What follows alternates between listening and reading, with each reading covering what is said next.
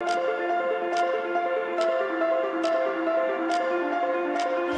is MC Fireside Chats, a weekly show featuring conversations with thought leaders, entrepreneurs, and outdoor hospitality experts who share their insights to help your business succeed. Hosted by Brian Searl, the founder and CEO of Insider Perks, empowered by insights from Modern Campground, the most innovative news source in the industry.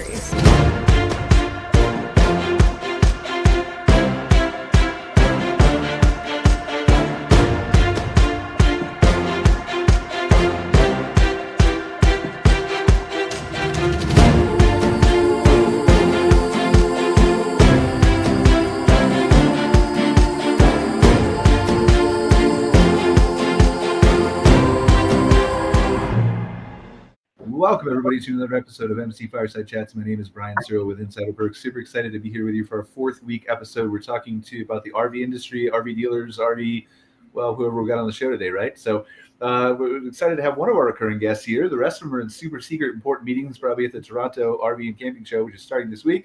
But excited to welcome back Susan Carpenter from the RV Women's Alliance. And then we've got three really cool special guests here that we're going to be talking about. I'm going to just shut up and let them go around the room and introduce Erin, Cathy, and Chris. So who would like to start? Erin? Yeah, sure. I'll jump in. Hello, everybody. Erin Ruane. I am the Chief Marketing Officer at Trader Interactive, and we own and operate RVDA.ca, the US's leading marketplace. Excited to be here. Awesome. Thanks for being here. Cathy? Hi, yeah, I'm Cathy Chamberlain I'm from the UK. We manufacture a small teardrop kind of curved trailer, not quite a teardrop, a bit bigger than a teardrop, called Barefoot Caravans, which we designed about 12 years ago and have been manufacturing for 9 years in the UK. And we've licensed it out to America as well. So it's now manufactured by New Camp in Ohio. And they launched a year ago, the Barefoot New Camp Caravan. Awesome. Travel trailer for you, yeah. I'm excited to talk a little bit about that. I'm from Ohio too, so we're crossing paths all over the place. Italy, yeah. Ohio, everywhere else, right? So Chris. What's going on? So my name is Chris Shaddy. My company is Sequoia and Salt Camper Vans. We build camper vans here in New Jersey. Been around for 3.5 years now, and just about at our 200th van. So been rocking and rolling, and it's been an incredible ride, and just super excited to see where this year takes us. Awesome. Well, thanks for being here, Chris. Before we get started with you guys, Susan, is there anything on your list since the last time you've been on the show that you feel like we should talk about? Last time, just crazy busy. I mean, what's going forward, I think we just talked about it, is starting Friday, celebrate the International Women's Month. It's a worldwide initiative to celebrate women in every industry. So let's talk about that for a second, right? So the RV Women's Alliance, and please introduce yourself for the people who have. Susan Carpenter with the RV Women's Alliance. So, Susan, does the RV industry, or either through your organization or elsewhere, do you have special activities or events or ways to recognize women throughout the month, or? So yeah, actually, we're launching a new campaign starting Friday called Rise Together with RVWA.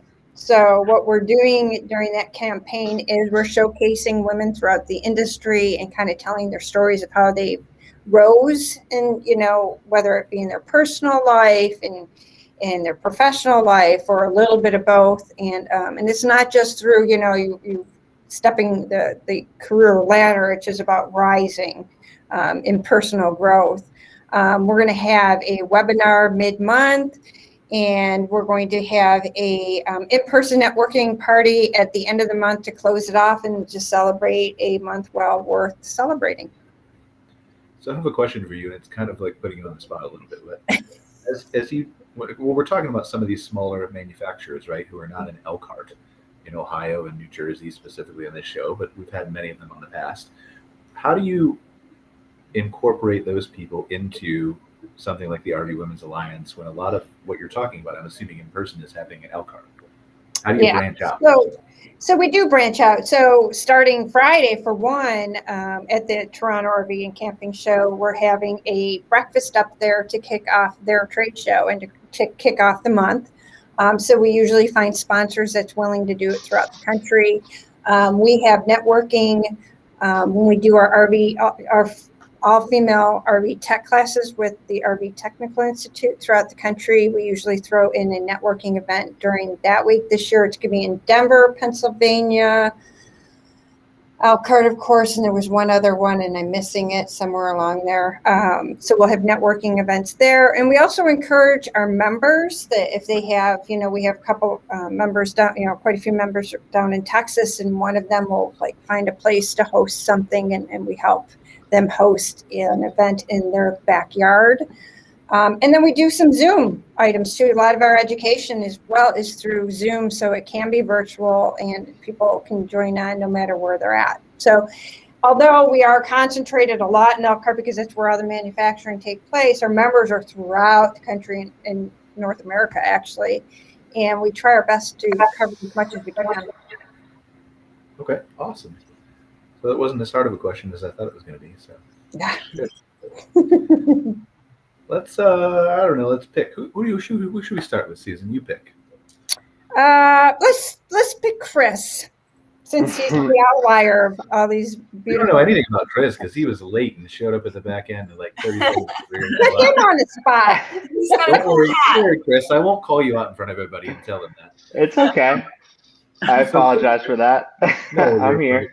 Fine. I'm usually the one that's late. So Sequoia and Salt, tell us what is it? Sequoia and Salt is a van conversion company. So we build floor plans. We're RVDA certified. We build custom vans on chassis from Ram ProMaster, Class B RVs specifically. And so we do custom work, or we do our floor plans, and you name it, we've done it. So what we've seen in the industry is we've kind of I came from the RV world, selling RVs, and what I learned is a lot of our customers in that time just could not find what they were looking for. I came from a background of I lived in my van, and I'd been through everything, being a van builder, breaking down, figuring things out, and just falling in love with the country and seeing it from that angle, and then taking my knowledge in building camper vans and rebuilding camper vans, and started a company to really hone in on finding, fitting in all those spaces that our customers do not find in the mainstream market. So doing big shows like, Hershey RV show, that was the first year we did Hershey this past year. And it was just such an amazing experience. I've done a lot of other shows before, but they're the big dog in the RV show market in the country. And I realized really quickly, it was like, listen, go out there, walk around. If you don't find what you're looking for, then you come back here. And we took on so much business just from that show because we realized that there's a lot of people, it's really personal needs on what you're looking for. And I think we have the ability to make our super high-end product that is versatile in every aspect of it for customization to the customers' lives and their needs and their wants. So, all right. So I have a follow-up question for you. But before I do, you said you name it and we've built it. So do you have a van that flies underneath a Goodyear blimp if I want to see the country that way? Like, are you saying for like it's a bold statement you made, so I'm assuming you have one. Yeah. So is that a Goodyear quote? No, I'm just saying. You said name anything, and you've built it. So yeah. So name like we've built like for instance, we do elevator beds, we do undermount lounges, we do like floor plan styles. We've done roof decks, we've done overlander vans, super overlander vans with 35-inch tires, so you want trap doors. If a customer, there's only like there's just a few times that I've said like no now, just because it's so ridiculous. We had a customer who, actually just ended up not working with us because we had an hour conversation, and then right towards the end, she's like, just threw this out there. She's like, I really like my Peloton bike. I love riding my Peloton bike inside. I'm like, that's cool. That's you. And then she's like, is there a way that I can ride my Peloton bike inside of the van so that it can help charge the batteries back because I got to take it on the road with me. I'm like, why don't you just ride a regular bicycle outside? And that's where I realized that we can't do everything. It's a weird idea, but like the charging of the battery is interesting though. That's an. I mean, know. with your alternator and your solar. Probably take a lot of manpower or woman power, I should say. Yeah. So tell me, there's so many. It's so easy to come up with an idea. To actually execute the idea is really difficult, isn't it? So yeah, I feel your pain. We get lots of special requests as well. Yeah. And we've figured out ways that we can take on lots of different ideas and to grow from them. We've created strategies and processes within our building. Now that we've done so many vans, we've made a lot of proprietary systems, like the way that we made a proprietary frame. Everything is 3D mapped, everything's 3D designed, 3D cut. We do mainstream manufacturing through CNC, and effectively we can really make anything happen inside of our thresholds of our cargo vans, because we have 3D mapped everything at this point. So I think actually what I was going to touch on a big reason on like us comparing, for me to compare us to sort of the mainstream market, and like, later on we can talk about like RVIA was a big choice to go, route to go down for us as well. But what I realize is that like what I see in the mainstream market is a lot of the vans, a lot of the campers there are really just dedicated towards camping at campgrounds. Unless you've got a lot of money, and then you can potentially get a van that can run off grid, but you have generator power. And the way that I just sort of see the industry, the world right now, is we're so battery forward. Having bigger batteries allows you to last longer. So really having components that are specific to marine market and taking those components and putting them inside of campers, we don't need to have a generator system. So our batteries can run our ACs off grid for 20 hours. So we're sort of building if you're not going to be running your AC unit, our systems with our 400 watts of solar will be self-sustaining. So we just have created what I think is more of a Swiss Army knife than what I've seen out there. So how do you, and this is just partly from a place of ignorance of myself, because I come more from the campground side than I do RVs, right? Sure. But when you think about what is typical mass market that we hear about, and that is a lot of these larger manufacturers create a certain segment of models that they reproduce in the exact same fashion. And the goal behind that is quicker assembly, less labor, more profit margins in the end is what it leads to. Not saying that that's their goal, right? I mean, it is, but not their only goal, right? How do you balance that with everything is custom on your end? The margins different. Like, you don't have to share all that stuff with us, right? But generally speaking, well, I mean, there's definitely a few things that are happening. Like right now, we're not selling to dealerships, right? So we are RVIA certified. When we go to these shows, a lot of the dealerships come up to us and they want to represent us. We're cutting out the middleman. We're going direct to our consumer, right? So we are the brewery, and you're coming straight to get a beer from us. So we can have a better profit margin there.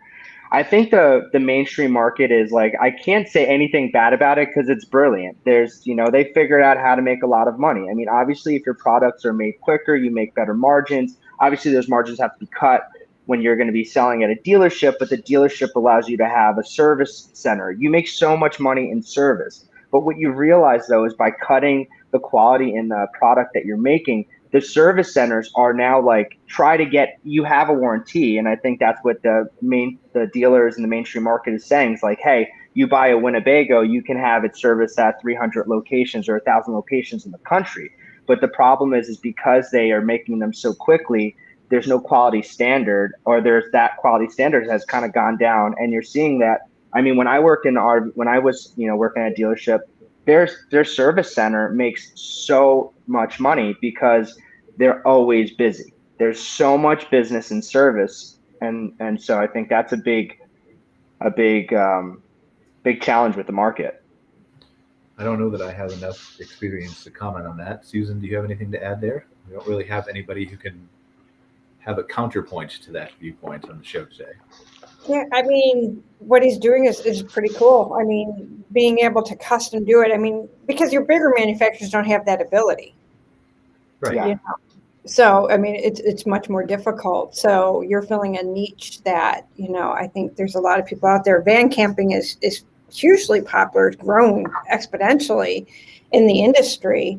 And from a woman's side point of view too, there's a lot of women that go out solo camping that love the ability of just using a van. It's easy to drive. They don't feel intimidated by it. And to customize it on top of it is pretty cool. Yeah. So I think people are just like inherently they're realizing that the class A's they're just so big. There's more people every day that live in this country. And I think a lot of people, do they want to take their living room out with them? If it's just a retired couple, I mean, when I was selling campers, I realized that you had a lot of grandparents that were like, hey, I'm buying this camper for my grandkids. I want to go out and bring my grandkids. And what my exercise to them was always like, go home, write down everything that you want to do with your year and your camping, and then talk about it. Because are you going to bring your grandkids out every weekend? Sure, then get that van. But you're going to bring them out 1-2 times a year, maybe. Are you willing to sacrifice that much space inside of your camper just for that one instance? And I think people are really self-auditing, and they're realizing, hey, I get to go out more. I get to do more when I have something smaller, and it's challenging to have when you have a class A or a class C or something like that. I think that's marrying a good salesperson. You must have been very good and successful at it, because it is marrying what you're going to do when you're in the RV and what you buy, and a good salesman is good at kind of requiring to ask those questions. Yeah. Well, then if you look at, I mean, that is a trend, right, Susan, that we're seeing, generally speaking, that there are more people who are embracing smaller vehicles, RVs, than there were in the past. But I feel like this is not a new trend in the UK, is it, Cathy? Like, they've never been really driving big Class A's over there, have they? No, but well, we manufacture a small caravan, so a lot of what Chris is saying is resonating with me actually as well, because we don't involve dealers either, so we just sell directly from our base in the Cotswolds. And we now have some customers. We've got a lot of customers, obviously, so that some of our owners will show off their barefoot caravans as well to people. But yeah, so no, small is becoming more of a thing. Yeah, even in the UK actually. So we didn't have great big units like you have, but even from where they were, they're becoming smaller. So just as Susan was saying, there are more women wanting to go out camping and caravanning on their own. So our caravan is, it's small, it's lightweight, it can be towed by one person, but everything's in there. So you can lock the door at night and you've got your shower and your toilet and everything in there, which they appreciate. And yeah, so it's good. I think there's new buyers really on the market. I was just looking at some statistics before I came on just to see where we're up to in the UK. And I know obviously it's quite difficult times for everyone, but the caravan industry has gone downhill in the UK, over the last couple of years, really. And I think since COVID, people are wanting to, you've got more people wanting to work in their leisure vehicles, digital nomads. You've got people sort of embracing the sort of slow living movement that they talk about. You've got lots of talk about tiny homes, which really appeals to lots of people. And for ours, obviously, it's because you have to tow it. People appreciate that you can just tow something small and neat, and it's not, if your car fits through the gap, then the caravan fits through the gap. It's easy to tow, even on a narrow lane. So that's appealing. But I agree with a lot of what Chris is saying as well. That's kind of our market. We sell to people that would otherwise buy a camper van. So I think the camper vans and small caravans are really, booming at the moment. Whereas some of the bigger vehicles and bigger caravans are going a bit more out of fashion. Yeah, certainly in the UK. Yeah. Do you feel like there's more of a crossover, because glamping's, and I don't want to talk about glamping for a long time, but glamping has been more of a established market in the UK than it is in the United States. Do you feel like there's more of an opportunity to cross over that type of audience between smaller caravans and glamping than there is, because you hear a lot of talk about, well, the people who go glamping will be introduced to camping and then they're going to buy a $400,000 RV, and I'm a little skeptical of that. But yeah, I've been surprised. Yeah, I think glamping tends to be targeted more at families, actually. So it's families with little kids, and it saves mum and dad having to put a tent up, to be honest. It's a sort of glorified way of going camping. So but there are lots. I've just been to a caravan show in Scotland, and then we've just done the big Birmingham NEC National Exhibition Centre show. So those are two of the biggest shows of the year in the UK. And so many people are coming from tent camping, to want to buy a caravan or a camper van, or some buying motorhomes. I think partly it's the age of our audience. I don't know if Chris finds the same, but kind of we call them empty nesters in the UK. So the kids have just left home, they've gone to university, they're kind of off the parents' payroll to an extent then, and it's their time to just go and have some fun. So they're kind of quite cool, young. I suppose maybe 50 years ago, a 60-year-old was didn't feel quite so young as they do now, but people are really wanting to get out there, and upgrade, then have a few luxuries, get away from tent camping, but lots of them start there for sure. All right, I definitely want to talk about Barefoot Caravans. One last question real quick to close the loop on those shows. How are your shows doing this year? Is traffic down? Is it up? We've talked about that in the States, but I haven't had that perspective in the UK. Yeah, the numbers are reasonably high. I'd say they were down about maybe 5 or 10%, so not down very significantly. Lots of people there, lots of people sounding very, very interested. Fewer people generally buying, though. We just had 2 really good shows. I think we're niche, and we are just different, and we are selling more than we sold last year. We're doing fine, but the bigger caravan companies, people are not buying so much. I think they're going around looking, maybe like Chris says, they're kind of looking and trying to identify exactly what it is that they wanted. And if they can't see it, they're not going to buy it at the show. So I think sales are down, but footfall is still similar. Well, and so that leads me to my next question, and I promise I'm going to get to Barefoot, but we're talking about some interesting things for a second. Are they generally not buying period, or are they just not buying the bigger things? It sounds like they're buying like what you market. It sounds like, Chris, maybe, is it fair to say they're still buying what you have, right? Absolutely. Yeah. So I don't think there's an overall consumer slowdown. Maybe it's just a hesitation to make a bigger ticket purchase, although you're not a smaller ticket purchase. But I mean, hasn't the RV industry kind of gone down, like from last year to this year, and the numbers is like 20% on what I just heard that was 20% on drivables. Yeah, I can jump in here and help out a little bit, maybe, because the stats absolutely reflect what you all are saying. There was a 36% decline in shipments over the last year. But what was super interesting, and I think surprising to some, was we saw an uptick starting in December. And guess what category it was? Travel trailers and towables, which is super interesting. So to your point, Brian, it does seem like there is this resurgence in these units that are, easier to operate, more versatile, more affordable. And that's great to see. Awesome. I want to come back to you, Erin, because I kept cutting Cathy off. I got to give her a chance. Oh, no worries. So, Cathy, tell us I'm interested. How did Barefoot Caravans get started, and why Barefoot Caravans? Yeah. So I wasn't from the industry at all. Just love the outdoors, walking, hiking, and music festivals, really. And I had a wet weekend camping, tent camping, and our weather's quite a lot worse than yours, I think. So anyway, wet weekend camping. And I just thought, all right, I was sitting in my car actually with a friend. We've got a glass of wine each, and I'm looking at all the caravans, thinking, oh, that would actually be quite nice, quite cozy. And so I thought, well, go and see if there's a cool caravan out there for me to buy myself. But also, I thought maybe I'll sell them, if I can find one. And I realised one didn't exist, so I took the big decision to design one and make one myself. Yeah. So it was a bit of a bold move. How did you get to the name Barefoot Caravan? I wanted it to feel, it was kind of a feeling of being, outdoors and free and all of that. And I actually looked back I've done quite a lot of traveling over time. And I thought, what's one of the coolest feelings I ever had?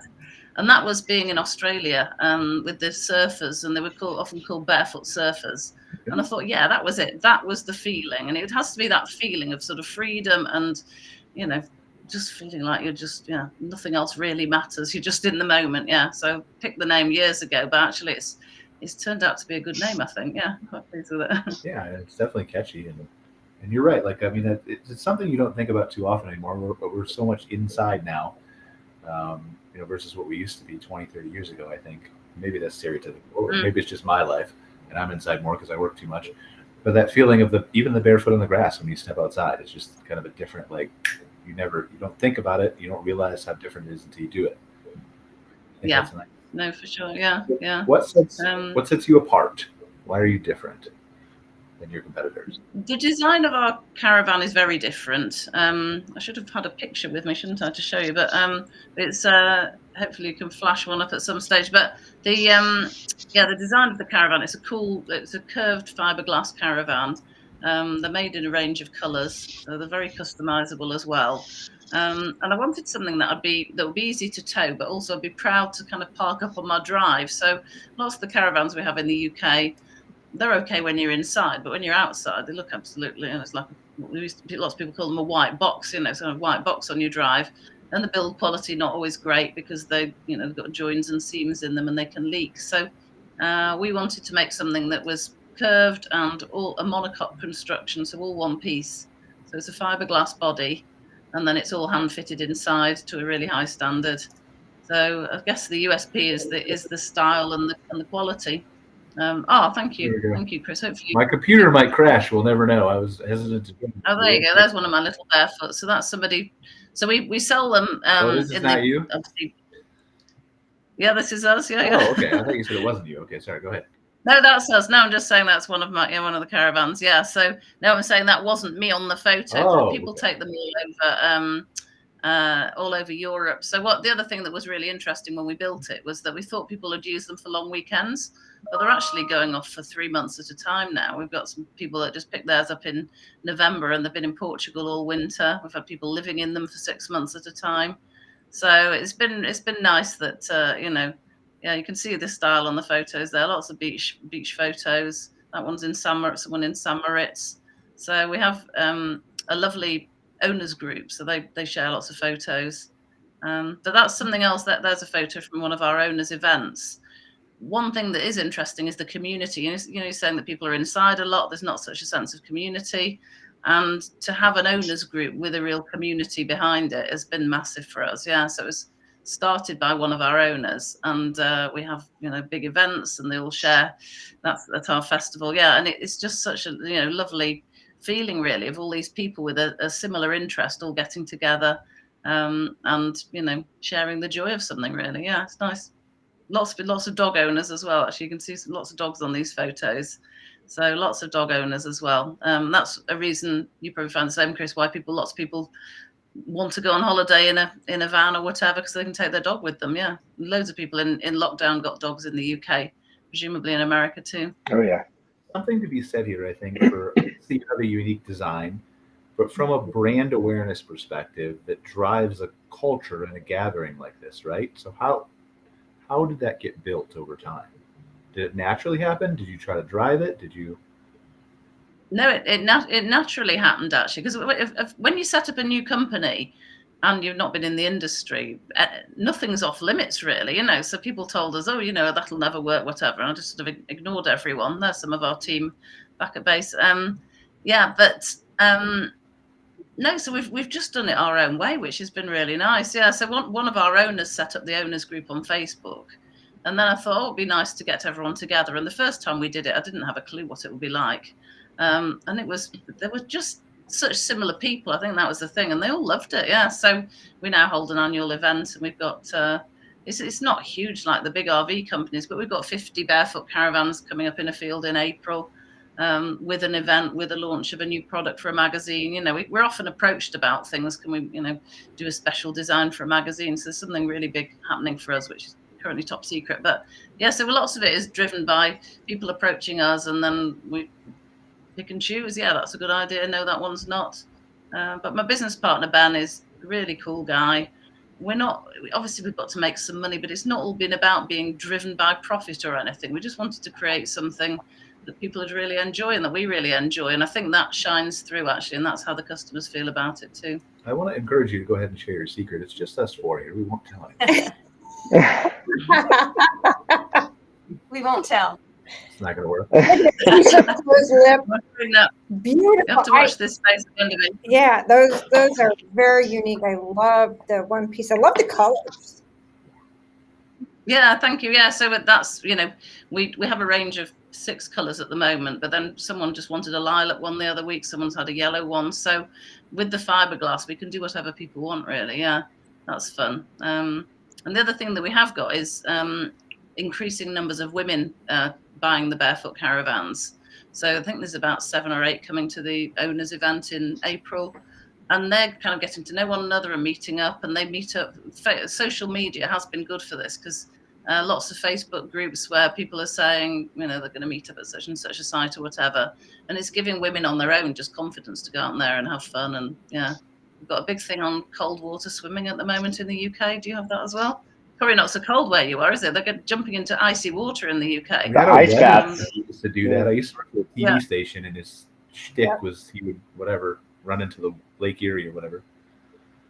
Yeah. Oh yeah. What do they call it? Like the bear run or something like that. Like a lot of that with the health stuff, plunge tubs, cold plunge tubs, but not running. Yes, I know somebody doing that. Crazy, but we used to call it in Buffalo the polar bear splash or something like that. The polar bear run, where you literally jump into Lake Erie like in January. Mm-mm. Oh yeah. I watched my TV set. I did it in Iceland. I was in Iceland in September, and like it wasn't a plunge, like it was nice. September in Iceland, right? But they have that. I don't know if any of you have ever been, but they have a really nice hot spring place that's brand new by the ocean, a little bit up above Reykjavik to the right, and then so like the ocean is right next to one of the many hot pools. So you just walk into the ocean. It's like 15 Celsius. It's not freezing, but it's not warm either in open water. So.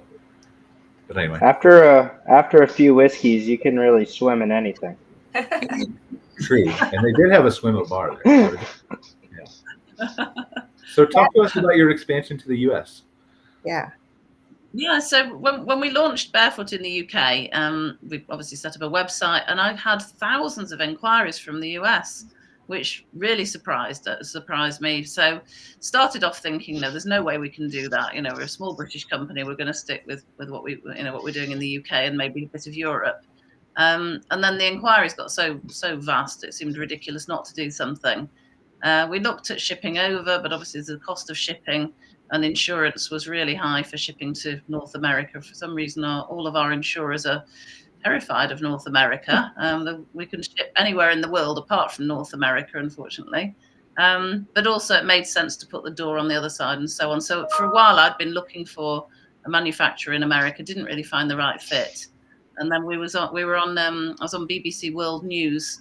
They did a feature on barefoot caravans and how caravans might be becoming cool or whatever. And I was approached through that from somebody called Bruce, who used to be the R&D director at Airstream. And I thought, okay, this is interesting now. And he suggested New Camp, who were relatively new, actually. They were manufacturing the teardrop trailers, the tabs, the tags, and they do truck campers as well now. So he introduced us, and we got on really well. They're an Amish company, really, really high quality, really trustworthy, just lovely people. Sure, they've been on our show before, so they're really cool campers. Right. Mm-hmm. Yeah, they are, and they really care about the quality. So they seemed like a great fit. Yeah. So we spoke to them. Gosh, it was about 2018. We brought a barefoot over to one of the Elkhart shows, the dealer show, the September dealer show, and they wanted to show it to their dealers to see what they thought, and they all loved it. So then we agreed that they were going to build them over there, which got going, and then obviously was a bit of a delay with COVID. So it was eventually launched just over a year ago. And they manufacture them to American standards, obviously, and with the door on your side, with the air conditioning, the built-in wastewater tanks. There's a few things that your market demand that we don't, obviously don't have to do in the UK. So they fitted the bill. Yeah. And it's going well. It's really, really good. Really cool to see it over there. It's amazing for us. Do you share? Go ahead. I'm sorry. I would say, do you share a spot with New Camp at shows? Because I feel like I saw New Camp and your product at Hershey. Do you ever? Yeah, that would be the new Camp Barefoot. Yeah, so they do all the shows. Yep. Ben and I, business partner, have come over to a couple of shows. We're at the Florida show in Tampa. January. They were launching the new color there. They've launched a new pearl pink, particularly because there's so many women interested in buying them. But yeah, they bring them along with their, as part of their fleet, basically. Yeah, it's one of their products. So it's got a full production line dedicated to Barefoot now in the factory. That's awesome. All right, well, let's go to Erin. We've been making her sit there long enough, and she only got to speak one time. I'm enjoying it. So, Erin, for those who haven't heard of RV Trader and perhaps have been living in a closet, not that there's nothing wrong with living in a closet. Perhaps like some closets, like my grandma has a closet that's bigger than the teardrops. As long as it has internet access, we're there. Yeah. Wi-Fi can go anywhere these days. No, RV Trader, believe it or not, we've been around and servicing this industry for some 30 odd years, which is really hard to believe, and got our start in the print publishing, business with the newsprint magazines, and went through digital transformation and did that really successfully. And, what's great about the site is for folks who are, professional RVers to folks who are just getting started, it's a wonderful site to use because we have new and used units. We have Class A, B, C. We have campers and trailers. Over 200,000 units for sale at any given time. So one of the things that our consumers say that they love about the site is just that wide variety. We have easy to use features like picture search, right? So again, if I'm just sort of dipping my toe into this industry and wondering if this is the lifestyle for me, I can just do a simple, search based on a picture. Hey, this looks like this is something that I've seen on the road that I'm interested in, or what have you, and really educate myself. So, really for consumers, we allow a great experience for folks who are interested in buying. Because they can see all of the inventory, they can directly connect with dealers, they can check, estimated payment amounts, they can get insurance quotes, browse financing options. So lots of really great tools for them. And then for folks who are interested in selling their RV, we allow folks to place their ad on our marketplace as well, which again, helps to get that listing in front of 6.9 million, visitors on a monthly basis, which is really helpful for consumers. And then finally, we have a really, comprehensive blog too. So, again, consumers who maybe are already in the lifestyle, really enjoy reading up about, new places to visit or new things to do, or folks who are entertaining, this as a lifestyle and something to try on, can really educate themselves and learn and have a little fun too. So really something for everybody from a consumer perspective. And then from the dealer perspective, we work with thousands of dealers to allow them to place their inventory on the site to, again, attract the right buyer for their units and to be able to directly connect with those buyers. So, they do that through listing their inventory, through enhancing their inventory with us, through some special, marketing services that we offer. And it really allows them to generate those valuable customer connections and really maximize their profits. So yeah, that's who RV Trader is in a nutshell. So it says in my notes here, you're going to share your insights on the current state of the RV industry, which I will let you do open-endedly in a second. But my first question related to that is, how have some of these RV rental companies impacted RV Trader, or have they not? I would say yes and no. I think you're either a renter or you're a buyer. You're typically not both. So that's been good in that we can carve out partnerships with rental companies, for example, but we don't see ourselves competing. It's a wonderful industry. It's a big industry, and I think there's room for everyone. And in fact, my husband and I and our two daughters rented. We're talking earlier about Class A's and just how huge they are. Rented a Class A few years ago, and boy, we did not know what we were getting ourselves into. Backed over a grill on a campground. I mean, you really have to be bold to do this. So, like I said, I think it's a really wide industry, and there's room for everybody. So it hasn't really impacted us to any extent. Do you feel like, and this is maybe pure speculation on my part for now, I don't really have any data points to back this up, but do you feel like if we continue into economic uncertainty, which seems to be changing opinions every single day depending on what news network you watch, but assuming we do you feel like there will be more renters temporarily who choose to rent and then buy later when perhaps interest rates come down? Or do you see that not? I mean, it's just speculation on my part, but total speculation. None of us has a crystal ball, right? But I'll tell you what we are seeing, and kind of our position in the industry gives us this unique lens, because we kind of are the market, right? So, we take a look at Google search trends, for example, and, are people interested in these search terms? Is that, increasing? Is it declining? And what we're seeing just from mid-February to today, so the last 2 weeks, is we're seeing, an increase in searches. And some of that is seasonal, absolutely, as we come into sort of the high season, but it's a much steeper incline, or let me say a much steeper increase in consumer interest and consumer intent than it has been, let's say, last year. So we see that as an encouraging sign. The other thing that we're seeing, and again, none of us has a crystal ball, is that we are anticipating that interest rates will improve towards the back half of this year. And so we recently conducted a consumer survey, and it was interesting to see what folks told us. Much to the earlier points that we made, folks are still very interested. Foot traffic at consumer RV shows has been incredible. In the US, it sounds like in the UK, it's been very strong as well. So people are still very interested in this lifestyle. They're interested in buying. Obviously, the cost of money is very high in the US right now. So based on the consumer survey that we conducted about a month or so ago, what that means is not that they're getting on the sidelines necessarily, but they might just be reducing their budget, or they might just be, buying something that is a little smaller, or that, is not as pricey. But the interest is still there. Again, as we see, through Google search trends, as we see through this consumer survey. And then also, folks who are in our business, because of what COVID did, we're all trying to find what this new normal is going to be. And so a lot of times what we have to do is compare what we're seeing, not to 23, not to 22, not to 21, not to 20, but to 2019.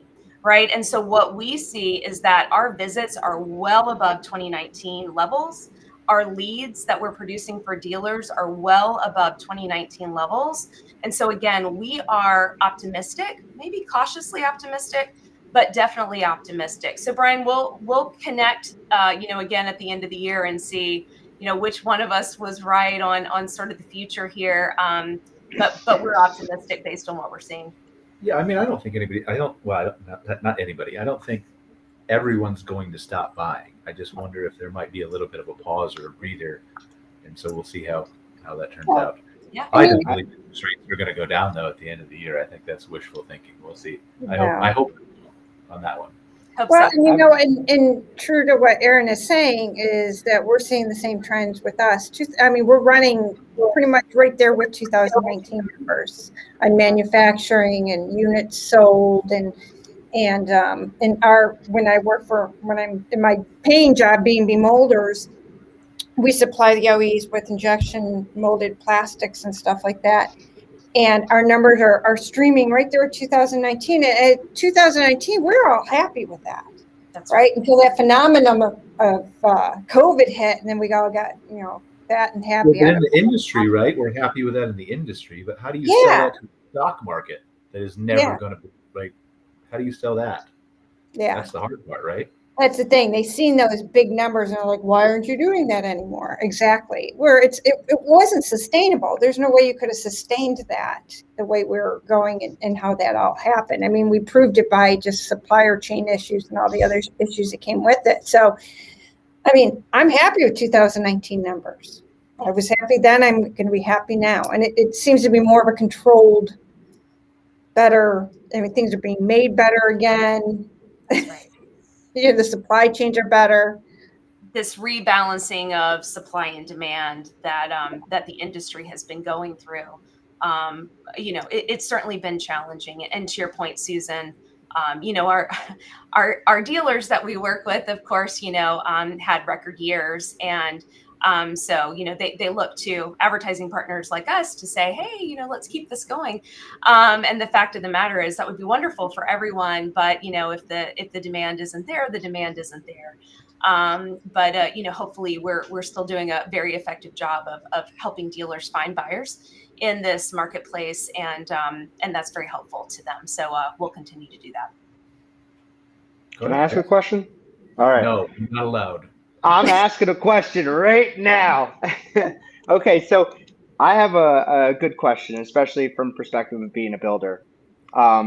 So what I've realized, what I've seen since we started this, my company started in 2020, was the market of just van builders in general was less than, and there was way more opportunity on outlets like RV Trader to sell our products on there. And what I've learned from coming in the RV industry and to doing what I do now is RV Trader is a great place as to be a placeholder for something that isn't for sale.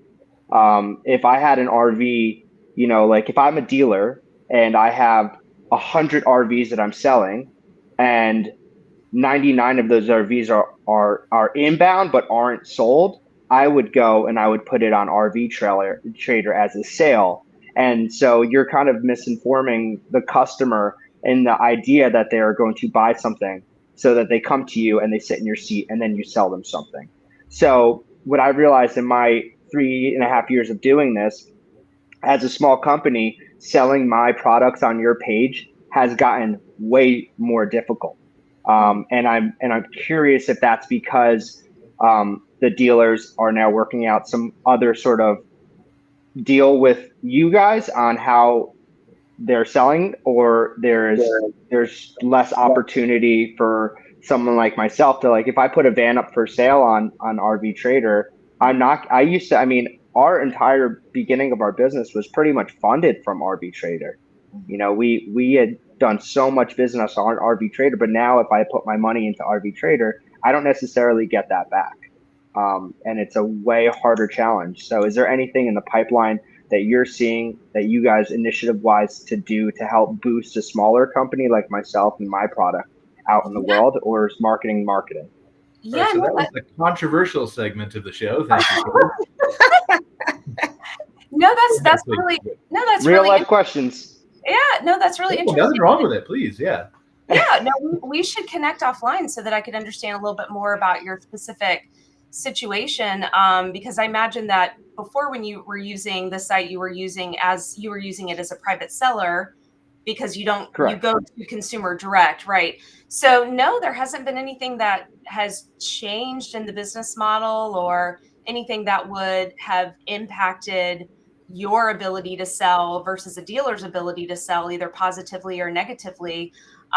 So that's interesting. I wonder if it has anything to do with, I don't know, location of the units, or I don't know. We'd have to have that chat offline so that I could understand a little bit more about what you were seeing and what you're seeing now. And see if we can get you back and get you performing again. Yeah, definitely. I have a question for you, Erin. So, there was a lot of speculation. Hold on. Are you going to ask something controversial too? Just so we can be No, I promise it's not. It's not. Oh, good. I'm just messing with you, Chris, by the way. Like, there's nothing wrong with that at all. No, really there's not. Hey, listen, challenging conversations are sometimes the hardest conversations, but it's clarity, right? That's conversations. We keep it real around nothing here. wrong with it. Nope, not at all.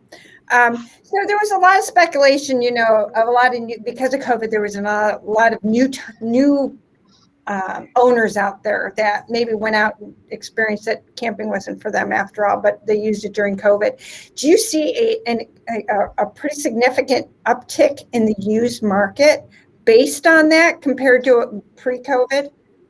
It depends on region. So yes, in some regions we do.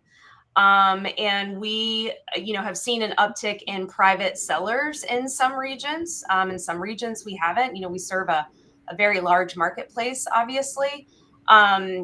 So that's been interesting to watch. But I would say, not overall, but yeah, in certain geographies, absolutely.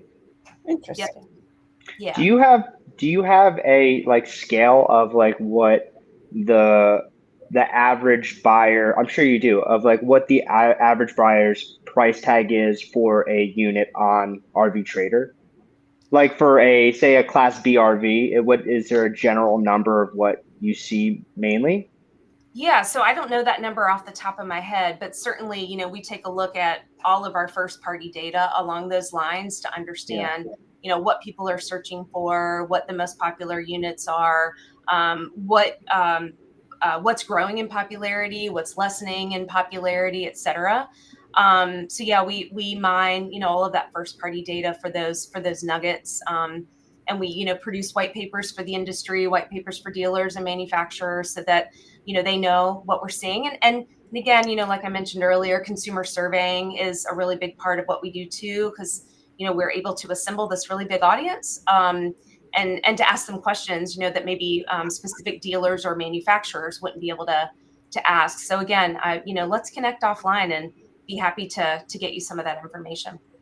Sure. Well, and I'm interested too about that data that you're talking about. It was in the back of my mind to ask you, just didn't have a good opportunity to right now. But how does some of that data that is unique to RV Trader, that really only such a large website can collect, right? How does that benefit who you're talking about specifically? Manufacturers, dealers, industry? Greatly, because like I said, I don't say this in a way to sound, braggadocious, but in many ways, we are the market, right? Because our reach is so large. So what we see is oftentimes a leading indicator of what's getting ready to happen, right? So if we see, an increase in leads, if we see an increase in searches being done, whether it's across the site, whether it's in certain geographies, whether it's with certain classes, oftentimes that can be quite predictive of, not only consumer behavior, but consumer intent. And so, yeah, we will absolutely partner with, our customers and make them aware of that, and give them that knowledge and that know-how to help power their business. We very much look at those dealer relationships as partnerships, and that's part of it as well. It's not just, hopefully it's not just a vendor relationship, it's more of a partner relationship. You bet. I know you've touched on some of them already, but are there any trends you'd like to share that you feel are something to pay attention to in the coming months or year? Yeah, we talked about sort of this shipment and manufacturing, the supply and demand, and sort of, as Susan said, really seeking to find, and establish that new normal.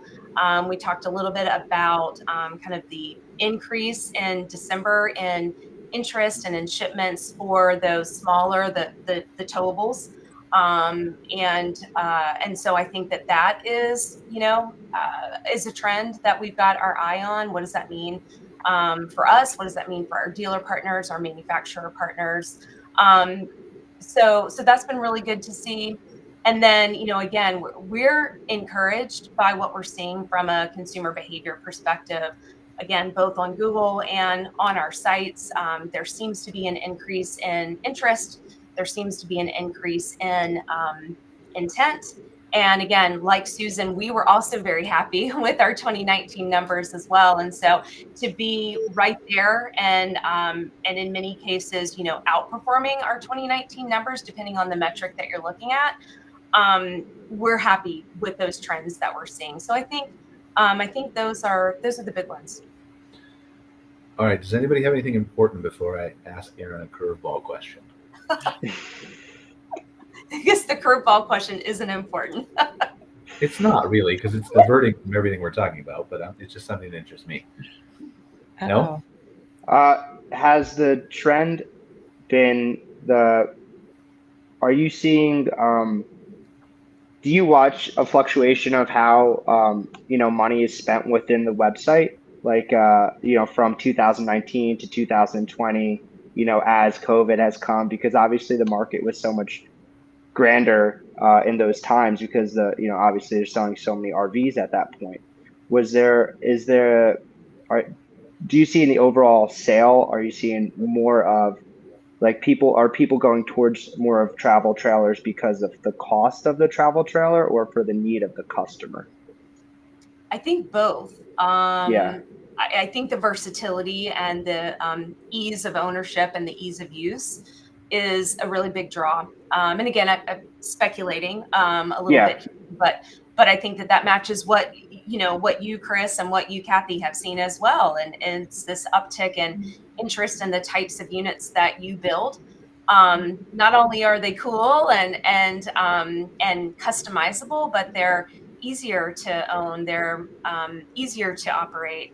And again, as Susan mentioned, we also are seeing more women come into the industry, and they want, those are things that are important to them. So yeah, and in terms of the dollars that you're referring to, I don't know if you mean sort of the revenue that we derive from dealers, or do you mean kind of the units that are being sold? I'm saying the units that are really just being sold in my mind, because I'm just thinking like, the cost of goods has changed a lot in price Yes. from when I first built a van in 2019 to now. The cost of my goods have gone up significantly, and that could be the reason why there's less action on the website, because when I started in 2019, 2020, my cost of my product was significantly less on RV Trader. So I was just curious if you see like if overall products have gone up in the price range, and so the customer could be more directed towards certain products and other products, or you're seeing more pre-owns or there's just more on the market. Yeah, and again, I think there's not a easy blanket answer for that. Yeah. But I will say that used units have even increased in pricing, right? So I think RVIA reported some 4% increase, in 2023 used units as well. So it's not just sort of your cost going into building something new, but it's also in used units. So I just think that it is more competitive in general from a pricing perspective. Can I just I know we're running out of time. Can I very quickly throw one thing in with the increase in small travel trailers? Certainly what we're finding in the UK, and I guess it must be the same in America, is the people with electric cars thinking about what they can tow. And I think that's having quite a significant impact on the industry. Certainly that's why people aren't buying big caravans now in the UK, because we've got legislation coming down the line that we're all got to be driving electric vehicles in the next few years. So is it the same over in America? There seems to be a bit of a trend both sides. Definitely. And there's a lot Absolutely. of manufacturers out there that are going in that direction of even trying their tow or their motorized is going EV. So there's definitely the trend that way. And I think you're absolutely right. All right. So my curveball question now, I get to ask that? Yeah, I'm dying to know. It's probably not even going to be good. All right. So anyway, Erin, it's fair to say that you're a very marketing and data-driven person within your organization, yes? And so your focus is to always be. I'm not going to give you like a terrible question. It's not controversial. I promise. But so, I do this all the time, Chris. You'll see I pick on somebody. Well, you're just the guy, That's Chris. okay. Sorry. That's all right. But and you can pick on me back, by the way. But so as we look forward to trends and seeing things in the future, from how are things going to shake out with consumer behavior standpoint, is RV Trader or does RV Trader or even the RV industry, if you want to take it down that path, need to be paying attention to what is happening with AI and ChatGPT and how consumers are searching for things in different ways? 100%. 100%.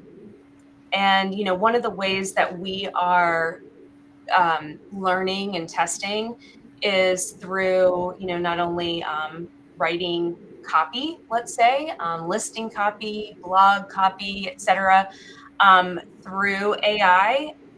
Obviously, we always want to run that by some human eyes as well, but also using AI to help us predict search activity. right? Based on, hey, if we know X amount of data about a consumer, how can that help us understand what page to land them on our site, or what they might be looking for example? So there's all sorts of, tests going on around that. And I think, obviously dealers operate websites as well, right? And everyone within the industry could benefit from, in particular, better descriptions of these units, more intelligently written, descriptions, more comprehensive descriptions. So those are only, two of the ways that I think AI can really benefit the industry. There are, I'm sure, a whole host more. So yeah, that's not so much of a curveball. I think everybody's thinking about it and leaning into it and doing some experimentation and figuring it out, which is good. Do you have 2 minutes? Can I ask a follow-up, or do you have to go? Sure. No, I'm good. And anybody else who wants to jump off, please. I know we're a minute over, but so I guess my question was more along the lines of, if a consumer, like we talk about this in the campground world, right? We do, like my company does marketing for 450 campgrounds and RV parks in North America. Yeah. And so we're very concerned about the search behavior of, if someone can go to Bing Chat or Google SGE and say, find me a campground that's 1 mile off the highway, that's great for my kids, that whatever, and it gives them 3 answers or 2 answers or an answer, and there's no more 1 to 10. How does that impact the behavior of the consumer, specifically related to RV purchasing or renting? Or that's what kind of I was getting at. Like, does RV Trader adapt to that? Because yeah, and I don't know RV Trader like you do, or even the other people on this call do, right? Obviously, because I'm from the campground side. But it feels to me like RV Trader and the sort of features and functions specifically, not your company, but the features, the check boxes, the filtering, was created as a result of Google sucking the experience of actual searching, right?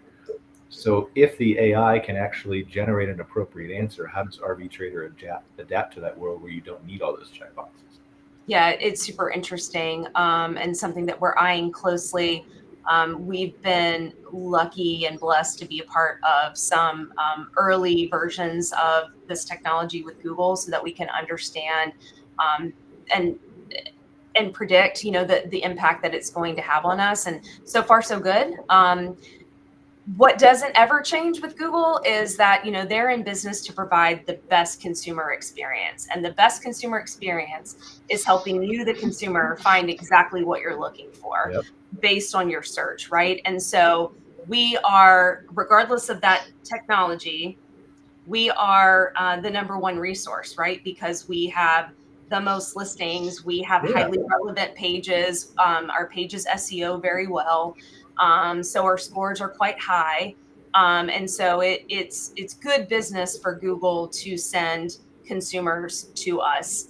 And it's something that we're watching very closely. Like I said, early test results are positive, so we're encouraged. But yeah, a lot of traffic comes from Google, and so it's something that we need to keep our eye on. Yeah, I don't think I'm questioning the future of RV Trader. I'm just saying, like, what if the behavior is different? What if there's an API that they access RV Trader through, and you guys get paid for that way, right? If Google returns an exact result, I don't know. It's just an interesting future to think about. Yeah, absolutely. You bet. Yeah. All right. Well, does anybody have any final thoughts before we end the show? Great show as usual. Been nice to meet you all. Yeah, we're not often part of something in the US apart from our physical visits. So it's been really nice to join you. Thank you. Yes. Yeah. Chris, well, hit me up and we'll talk, Chris. Yeah, absolutely. Okay. I'd love to. All right. Well, it's a pleasure meeting all of you. Episode of MC Fireside Chats. Really appreciate you. We'll see you next week for I won't see you next week. I'm going to be off. We'll have a guest host, Mike Harrison from CRVA Hospitality. I'm going to be on vacation. But I'll see you in 2 weeks. Take care, guys. I really appreciate you all being here. Thank you all. Thank you for joining us for this episode of MC Fireside Chats with your host, Brian Searl. Have a suggestion for a show idea? Want your campground or company in a future episode? Email us at hello@moderncampground.com. Get your daily dose of news from moderncampground.com. And be sure to join us next week for more insights into the fascinating world of outdoor hospitality.